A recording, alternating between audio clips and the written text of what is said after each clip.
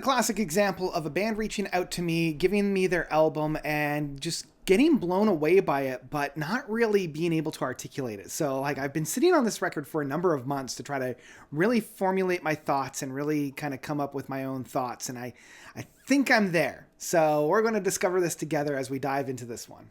Remember all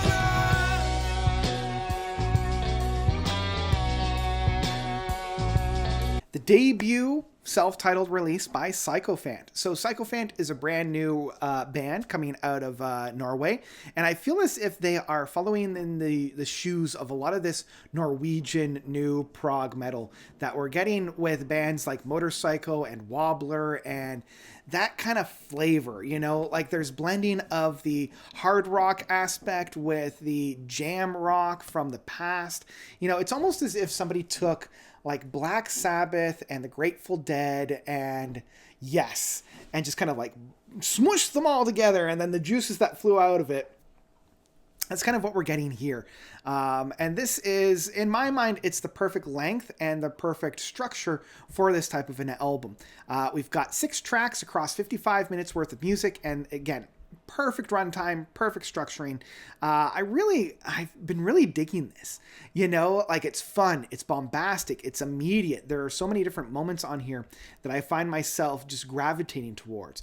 There are moments where you can tell that they're, you know, leaning a little heavily on their influences. You know, there's a couple of moments on here that are lifted right off of the Pink Floyd handbook. You know, there's a couple of moments that I'm like, oh, this is just a jam band session, or this is a very like acid rock take.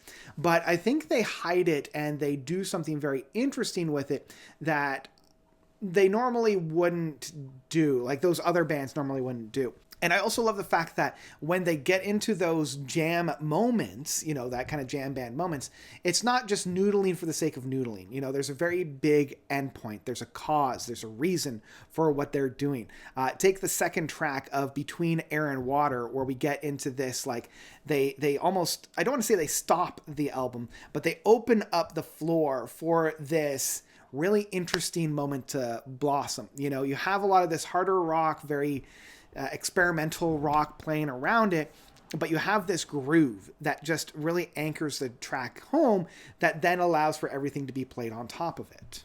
And the album itself opens up with Pavement of Color that I really enjoy. You know, like it's got like the first couple of seconds I'm like, I've heard that lick from somewhere. And usually I hear it through an incognito mode on my internet browser. But I do like that groove. You know, it's got this very infectious and meaty groove within the rhythm styles, within the bass and the drumming, that provide this beautiful groove that really anchors this track home. And that soaring guitar work is just beautiful. You can tell like these guys have been playing for quite a while, even if this is their debut album. You know, they've got a lot of experience behind them, and they're finally able to kind of let loose within whatever constraints they've been feeling up to this point.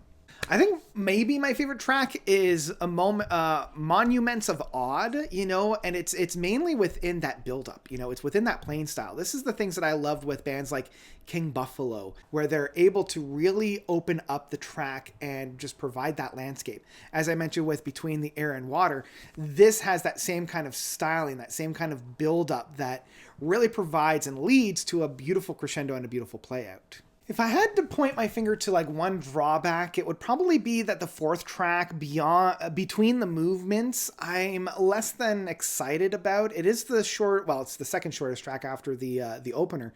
But I just feel as if like the first half of it takes a while for it to get going. And then once it finally does get going and we have that really big buildup and that really big payoff, I don't know, it doesn't quite satisfy me to the same extent. And I could have almost have removed that track, and I probably wouldn't have lost all that much, which then leads to the kind of the 1-2 punch of Strangers and Forgotten Paths. And I almost wish that they had joined these two tracks together for about 25 minutes worth of music, because that would have been just an outstanding finale for this record. I still love, again, they're doing a lot of the things that I've already mentioned. It's the playouts, it's the build-ups, it's that jam rock, while they still have the very much eyes on the prize for wherever they're going. It's a little bit harder, it's a little bit bit more psychedelic in that sense. And I really enjoy where they're going.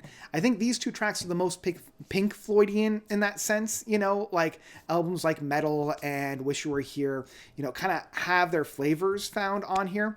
It really ends on a very good and high and satisfying note. So yeah, that's kind of my thoughts and my journey with Sykofant. I've been having a lot of fun with this. This is the kind of album that I will put on just to kind of like trip out to. I don't do drugs, but if I did, this would be like an absolute trip in that sense. It's always good vibes. It's never harsh. It's always moving music forward, and I really appreciate that as well. So yeah, for a debut album, I've got to applaud these boys. You know, they've really made their mark, and I'm really excited to see where they go from here. So yeah, it's for that reason that I will say the debut self-titled record from Sykofant is one that I would absolutely pick up in physical format. At the end of the day, this boy is a lot of fun. And that's what I got to applaud. So if a band is able to maintain my attention while they're going on these wild rides, you got something special there. So yeah, I would recommend this one. Go and check it out. You know, it's a smaller band, and I want to showcase those smaller bands out into my audience. So yeah, if you haven't already checked out Sykofant, give it a spin. I think you'll really enjoy it. And that's what I've got for you guys today. So yeah, let me know what you thought about this album. If you loved it, if you hated it, by commenting down below. And that's where I'm going to leave it. So thank you all so much for watching. As always, you guys are definitely the best. And until next time, notes out.